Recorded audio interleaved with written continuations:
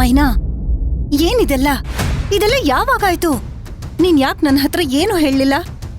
ಅದೆಲ್ಲ ಸರಿ, ಆದ್ರೆ ಧ್ರುವ ಇದಕ್ಕೆ ಒಪ್ಕೊಂಡ.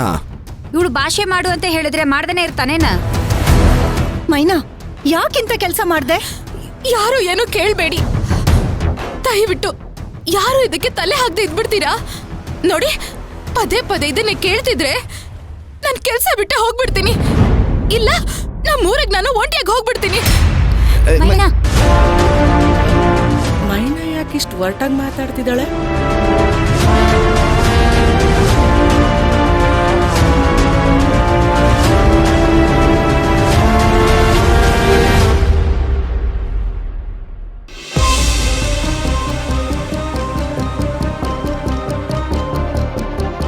ಇಷ್ಟು ದಿನ ನಿನಗೆ ಸಮಯ ಕೊಟ್ಟಿದ್ದೆ, ಇನ್ಮುಂದೆ ಅದು ಸಾಧ್ಯ ಇಲ್ಲ.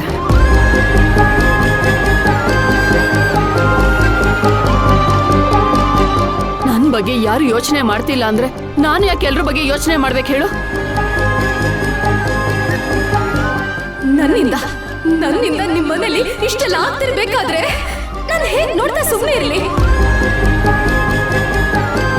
ನನಗೆ ನ್ಯಾಯ ಸಿಗ್ಬೇಕು ಅಂತ ನಿಮ್ ಮನ್ಸಲ್ಲಿದ್ರೆ ನೀವು ತುಳಸಿನ ಮದ್ವೆ ಆಗಿ ಅವ್ರನ್ನ ಚೆನ್ನಾಗಿ ನೋಡ್ಕೊಡಿ.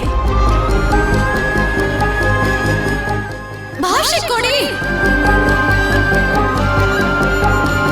ನೀನು ತುಳಸಿನ ಮದುವೆ ಮಾಡ್ಕೋತೀನಿ ಅನ್ನೋ ಹಾಗಿದ್ರೆ ಮಾತ್ರ ನನಗೆ ಭಾಷೆ ಕೊಡಬೇಕು.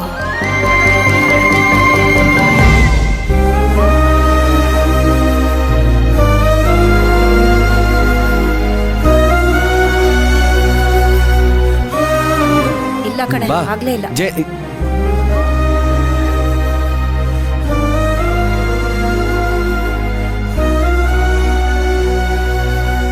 ಜಯಂತಿ, ಮೈನಾ ಯಾಕೆ ಒಬ್ಳೆ ನಿಂತಿದ್ದಾಳೆ?